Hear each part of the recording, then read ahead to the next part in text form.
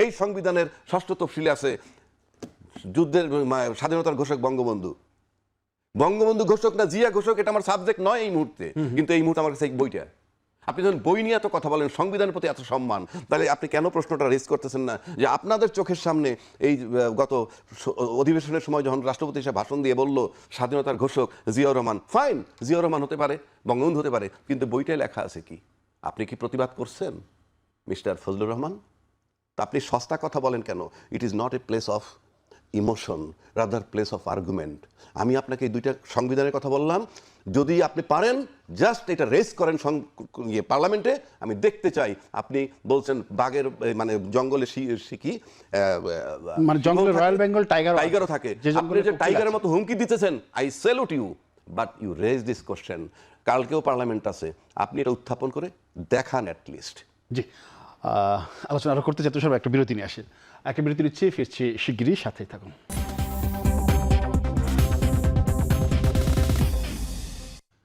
আবারও ফিরলাম আলোচনা। আমরা কথা বলছিলাম একাত্তরে। যেতে চাই আব্দুল তুষার আপনার কাছে।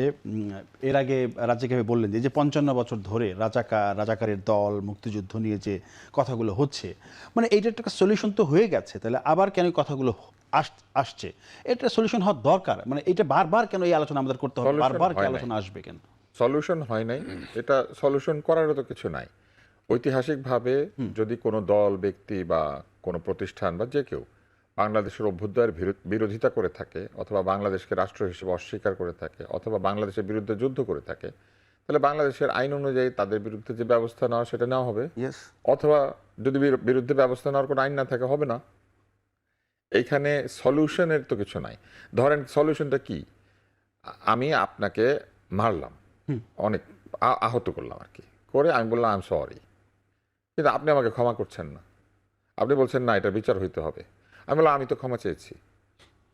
তাহলে কি সলিউশন কি? আমি ক্ষমা চেয়েছি সেটা সলিউশন না? আপনি বিচার চাইলে বিচার পাবেন। যে বিচার চেয়েছে তার তাহলে এইখানে সলিউশনটা কি? আসলে সলিউশনটা তো খুব সোজা। আমি আপনার কাছে অনেক ক্ষমা চাইতে পারি, কিন্তু আপনি যদি আমাকে ক্ষমা না করেন, এটা ক্ষমা হবে না।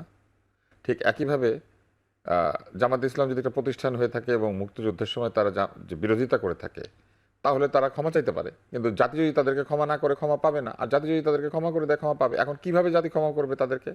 এইটা আইনগত সিদ্ধান্ত নিতে হবে। কোনো সংসদে কিংবা রাজনৈতিক দলগুলি একত্রিত হয়ে তাদেরকে বলতে হবে যে আপনাদের ওই সময়ের ভূমিকার জন্য আপনারা যেহেতু অনেক তওবা করেছেন, আপনাদেরকে আমরা দিলাম ছেড়ে। এটা হইতে পারে, এটা একটা সলিউশন। আর একটা সলিউশন হচ্ছে যে না, আপনাদেরকে ছেড়ে দেওয়া যাবে না, আপনারা অন্যায় করেছেন, অতএব ওই সময় যারা যে অন্যায় করেছেন সেটার বিচার হবে। এই দুইটাই তো সলিউশন, এছাড়া তো আর কোনো সলিউশন নাই। এই দুইটাই সলিউশন। একটা জিনিস মনে রাখতে হবে যে কেউ ক্ষমা চাইলেই যে ক্ষমাটা সলিউশন তা নয়। যার বিরুদ্ধে অপরাধ হয়েছে সে যদি ক্ষমা করে তাইলে সেটা। জামাত ইসলাম তো বলে যে বিভিন্ন সময় তারা ভুল স্বীকার করেছে, কোন জায়গায় কি বলার চেষ্টা করে, মানে কাজটা কি করেছিল সেটা বলেছে। কোন অপরাধের জন্য, কোন অন্যায়ের জন্য ভুল স্বীকার করেছিল সেটা কি তারা বলেছে? সেটা তো তারা বলে না পরিষ্কারভাবে। তারা কি রোলের জন্য তারা বলেছে।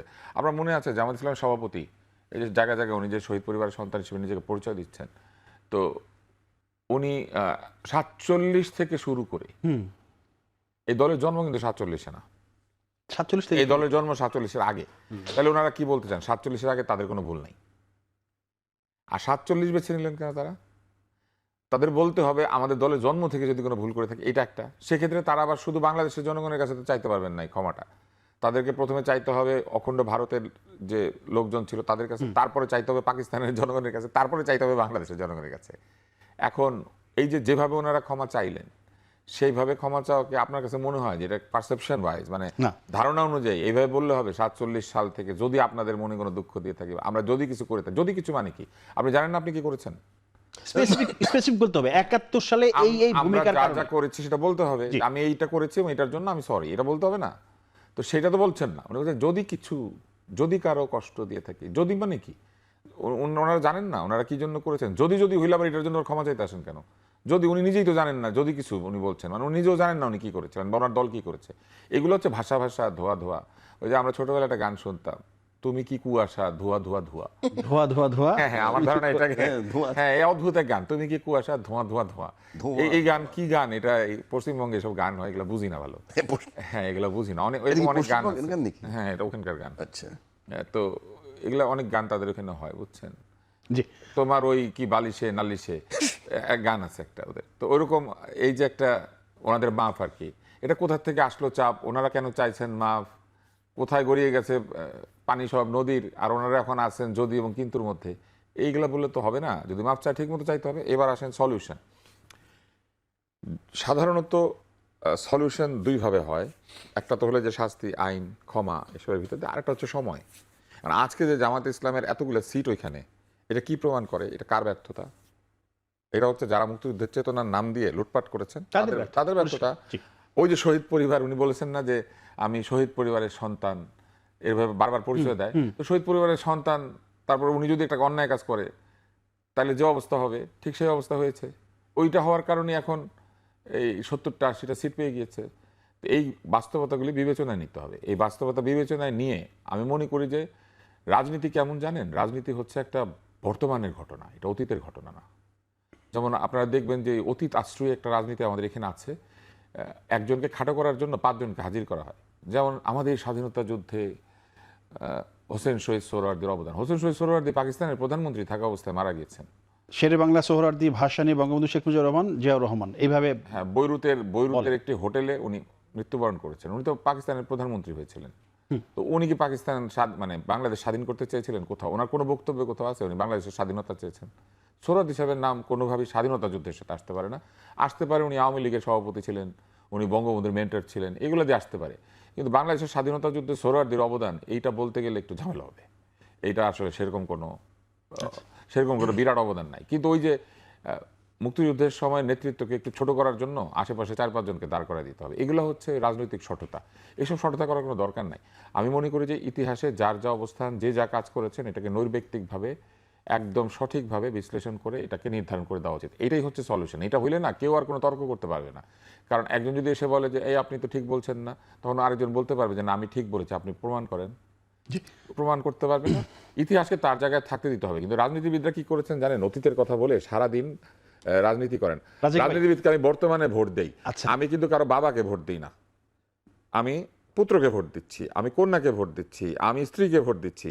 আর কেউ যদি এসে বলে আমার আব্বা ভালো ছিলেন, আপনার আব্বা ভালো ছিলেন, ওনাকে তো আমি ভোট দিয়েছি, আপনি ভালো না, আপনাকে আমি ভোট কেন দিব? বর্তমানটাকে গুরুত্ব দিতে হবে অতীতের চেয়ে। অতীতের কর্মকাণ্ডকে আমরা শ্রদ্ধা অথবা নিন্দা করব, কিন্তু অতীতের সেই নেতৃবৃন্দের সাফল্য ব্যর্থতার উপর বিবেচনা করি আজকের বাংলাদেশ চলবে। বাংলাদেশ আজকে কে চালাবে, এটা খুব ইম্পর্টেন্ট। থেকে উঠে এসে কেউ তো বাংলাদেশ চালিয়ে দিয়ে যাবে না। মানে বর্তমানকে নিয়ে থাকতে হবে, অতীতের। অবশ্যই আমি তার এই কথার সমর্থন করি, এই যেটা সে সব শেষে বললো। সমর্থন করেন না কোনটা? আমাদেরকে আগায় যেতে হবে। আচ্ছা, আমরা যত কথাই বলি না কেন, 60 বছর, 70 বছর, 75 বছর যে বয়সের যে লোকটা, তার ধ্যান ধারণা আর আমার ছেলের ধ্যান ধারণা কিন্তু এক না। এই প্রজন্মের ধ্যান ধারণা এক না। আপনি বরং এমনভাবে আমাদেরকে ওই জেনারেশনটাকে আমি তৈরি করে আসবো, যাতে ওরা এই দেশটা আমরা কিভাবে পাইছি সেটা যাতে শেখার পর এটা নেতৃত্বকে দিছিল, সেই সঠিক নেতৃত্বকে সেটাও জানতে হবে। এই ঘোষকের বিতর্ক, এইটা এখনো বিতর্ক রয়ে গেছে। এটা তো স্কুলে এখনো আছে। সরকার চেঞ্জ হয়, ঘোষক চেঞ্জ হয়। আমি তো সেটাই বলতেছি। কালকে আমি ক্ষমতায় আসবো তো স্বাধীনতার ঘোষক আমি, পরশুদিন আরেকজন যাবে তো স্বাধীন। এই যে জিনিসটা, এইটা যখন আমরা ঠিক করতে পারি না, আপনি কি ক্লেম করবেন? সেক্ষেত্রে অতীত আপনি মনে রাখবেন, কিন্তু বর্তমান নিয়ে ভাববেন। তো অতীত আমরা মনে রেখে কোথায় আসছি? মুক্তিযুদ্ধের চেতনা করতে করতে দুইটা দল 30 বছর ক্ষমতায় ছিল এরশাদের পরে। শেখ হাসিনার 20 বছর, এই বর্তমান দলের পিছের 10 বছর। 30টা বছর ধরে তারা জামাতকে লালন পালন করেই আসে, যার বদৌলতে আজকে 76টা সিট পাইছে তারা, মহিলা আসন সহ। অথচ তাদেরকে তারা নির্মূল করতে চায়। কেন বলছি কথাটা? আপনাকে প্রথম বুঝতে হবে যে এটা যেমন একটু, এটা কি মানে নির্মূল নাকি রাজনৈতিক ভাবে মোকাবেলা, এটা কিন্তু সমালোচনা আছে, ডিবেট আছে। এটাই আমি আসতেছি। নির্মূল শব্দটা নেগেটিভ, এটা ভালো শব্দ না। এখন আসেন আপনি, জামাতের বিরুদ্ধে কমপ্লেন কিন্তু খুব কঠিন এবং জঘন্য। কি 30 লক্ষ শহীদ হয়েছে, অর্থাৎ তারা ছিল স্বাধীনতার বিপক্ষের শক্তি, অর্থাৎ পাকিস্তান সরকারের। তো এই যে শহীদ হয়েছে, সোজা বাংলা আমরা বলি শহীদ হয়েছে, আর তার আগে তারা মাইরে ফেলাইছে তো আমাদের। আমি সংখ্যা নিয়ে বলি না, ইতিহাস বলে 30 লক্ষ, এটা 3 জন হোক গিয়ে সেটা ভিন্ন কথা, মারা তো গেছে। এই যে মারা গেল, এই মারাটা গেল তাদের জন্যে, এটা হত্যা মামলা। আবার যদি 2 লক্ষ মা বোনের ইজ্জতের দিকে তাকান, তাহলে এটা কঠিন অপরাধ। দুইটার কিন্তু কোনোটাই ক্ষমা করা যায় না। কেন করা যায় না? আপনি ফৌজদারি আইনে বিধান আছে, কিছু কিছু মামলা আপোষ করতে পারে 2 পক্ষ কোর্টের বাইরে, কিছু কিছু মামলা আছে কোর্টের অনুমতি সাপেক্ষে আপোষ করতে পারে, আর কিছু কিছু আছে কোর্টের অনুমতি নিয়েও আপোষ করা যায় না। ফৌজদারি মামলা তো করা যাবে না, কোনো মীমাংসা নাই। বলতেছি হ্যাঁ। তার ভিতরে এই মানুষ হত্যা বা গণহত্যা কিংবা এই যে মা বোনের ইজ্জত নেওয়া, এগুলো কম্প্রোমাইজ করা যায় না। এখন আমার প্রশ্ন হচ্ছে, জামাতের বিরুদ্ধে যে কমপ্লেনটা, এটাকে রিয়েল কমপ্লেন আপনাদের নাকি পলিটিক্যাল কমপ্লেন? এই জায়গাটা আসতে হবে। If it is a real complain, আপনারা পলিটিক্যাল কমপ্লেনের থেকে সরে আসবেন, রিয়েল কমপ্লেনে থাকবেন এবং বিচার করতে হবে। আর যদি বিচার করতে ব্যর্থ হন, আমি জামাতের ক্ষমা করতে রাজি না, বরং আপনি বিচার করতে ব্যর্থ হইলে আপনাদেরকে বলতে হবে আমরা ব্যর্থ বিচার করতে। তাহলে আপনার সমস্যাটা কোথায়? আপনারা লম্বা সময় 55 বছর ধরে শাসন করতেছেন, সব দল মিলে, 2 দল মিলে। এখানে তো জামাত ক্ষমতা আসে নাই। কেন আপনারা বিচারটা করতে পারতেছেন না? কেন এই ঘানি আমাদের টানতে হবে? হয় আপনারা পরিষ্কার তাদের বিচার করবেন, বিচার করে এটারে ইয়ে নেবেন, আর নয়তো বলবেন আপনারা বিচার করতে ব্যর্থ। এই যে আপনারা খালি বলুন তাদের অপরাধের ক্ষমা নাই, আপনাদের ক্ষমা করতে বলছে কে? আমরা তো মানবতা বিরোধী অপরাধের বিচার করছি না?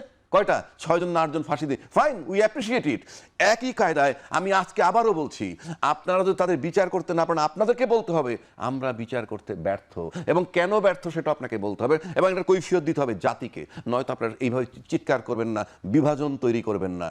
এই যে খালি এটা আমি আবারও বলছি, এটা রিয়েল কমপ্লেন না পলিটিক্যাল কমপ্লেন, আপনাকে সেই একটা জায়গায় আসতে হবে। If it is real complain, there is no question of excuse, এবং আপনাদের সেই বিচার করে জাতিকে দেখাইতে হবে। না দেখাইতে পারলে আপনি বলতে হবে আমাদের ব্যর্থ। আর যে দল যারা ক্ষমতায় থেকে 2/3 মেজরিটি পাওয়ার পর, সেই আওয়ামী লীগ বলেন, আজকের বিএনপি বলেন, এই অপরাধীদের বিচার করতে না পারলে they have no right to lead the country even. শুনেন, আমার ব্যক্তিগতভাবে মনে হয় যে স্বরাষ্ট্রমন্ত্রী যিনি, ওনার কাছে এই সমস্ত ব্যাপারে ফার্স্ট হ্যান্ড রিপোর্ট থাকার কথা। এই কারণে যে ওনার কাছে আছে কি, ওনার আন্ডারে এনএসআই আছে, ওনার আন্ডারে সমস্ত ইন্টেলিজেন্স আছে, এসবি আছে, এসবি আছে, ডিবি আছে, বিজিবির ইন্টেলিজেন্স বলতে যা বোঝায়, সব ইন্টেলিজেন্স তার কাছে আছে। এবং তার রিপোর্টটা আমার কাছে, ইনফরমেশনটা আমার কাছে গুরুত্বপূর্ণ।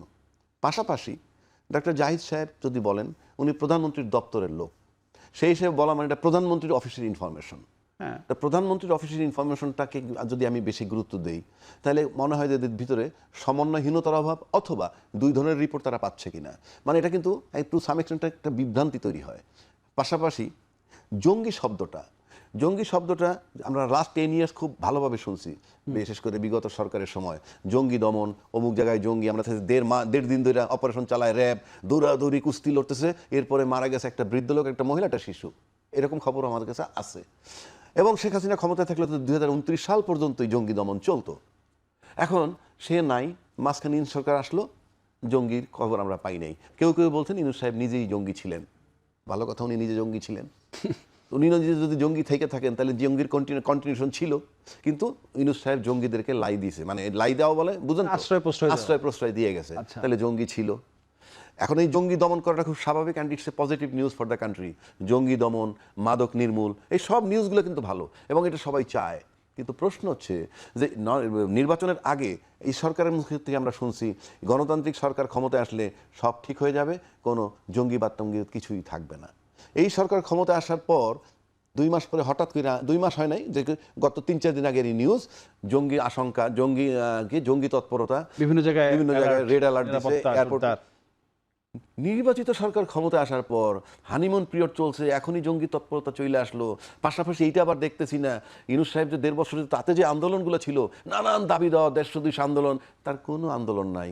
অথচ আমরা যে অভাবগুলো ফেস করতেছি, তেল সংকট ফেস করলাম, লম্বা লাইন, তেলের সংকট নাই। তারপরে যেটা বলতেছিলাম, এখন পর্যন্ত অর্থনীতি পাই নাই, ফরেন পলিসি পাই নাই, এবং কোন দেশের সাথে আমাদের সম্পর্ক কেমন হওয়া উচিত সেই ইনফরমেশন আমাদের কাছে নাই।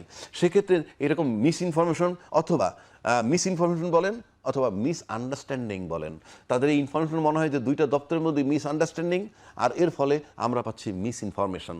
কারণ কোনটা নিব আমরা, অ্যাকসেপ্ট করব কোনটা? এখন 2 নম্বরে আসেন যে এই জঙ্গি যদি আপনার থেকে থাকে, জঙ্গির একটা সংজ্ঞা দিতে হবে। আপনি যদি বলেন জঙ্গিদের কাছ তো জঙ্গির মতো, আপনি ইউনূস সরকারের সময় কবর থেকে লাশ তুলে পুড়ে ফেললো, জঙ্গি তৎপরতা। দৈনিক পত্রিকা কি ডেইলি স্টার, না ডেইলি স্টার প্রথম আলোতে হামলা করলো, আগুন দেওয়া, এটা কি আমি প্ল্যান তৎপরতা না জঙ্গি তৎপরতা? তাহলে জঙ্গির সংজ্ঞা কি? ওইগুলা জঙ্গির কাজ। ইউনূস সরকার জঙ্গিরে প্রশ্রয় দিয়ে গেছে, উনি বিচার করেন নাই, কিন্তু ওই অপরাধের বিচার করার তো তামাদি হয় নাই। এই সরকার এসে সেই জঙ্গির বিচার করছে, সেই জঙ্গিটার জন্য কোনো আসামি গ্রেপ্তার করছে? করে নাই তো, না। এখন পর্যন্ত করে নাই। আপনি কি খালি এইটুক বলেই খালাস যে উনি জঙ্গির আশ্রয় দিছে? আপনাকে কে বলেছে তামাদি হয় না ক্রিমে ফৌজদারি অপরাধের বিচারের কোনো তামাদি নাই? আপনি কেন ওইটার বিচার করতেছেন না, আসামি ধরতেছেন না? আবার যদি এই সরকারের সময় ধরি একজন ব্যক্তির পিটায় মেরে ফেলছে, বলা হয়েছিল নির্বাচিত সরকার সে জঙ্গি হবে না, পীর সাহেবের পিটায় মারলো, এটা কি জঙ্গি না কি? বিষয়টা কি? সেজন্য আমি বলছি পার্লামেন্ট আছে, সংসদ আছে, আপনারা যে সমস্ত উপমাগুলো দিচ্ছেন, জঙ্গিবাদের সংজ্ঞা দেন, গুপ্তের সংজ্ঞা দেন, সুপ্তের সংজ্ঞা দেন, রাজাকারের সংজ্ঞা দেন, ভারতপন্থীর সংজ্ঞা দেন, পাকিস্তানপন্থীর সংজ্ঞা দেন, আমেরিকাপন্থীর সংজ্ঞা দেন, চায়নাপন্থীর সংজ্ঞা দেন, তারপরে সেই অনুযায়ী বিচার করেন। এক আর দুই, যদি এই জঙ্গি মব এই সমস্ত কথা বলে কেউরে ভিকটিম বানান, ট্যাগ লাগায় ভিকটিম বানান, তার চেয়ে এই ট্যাগেরও সংজ্ঞা দেন। কে কি করলে পরে কোন পন্থী হবে?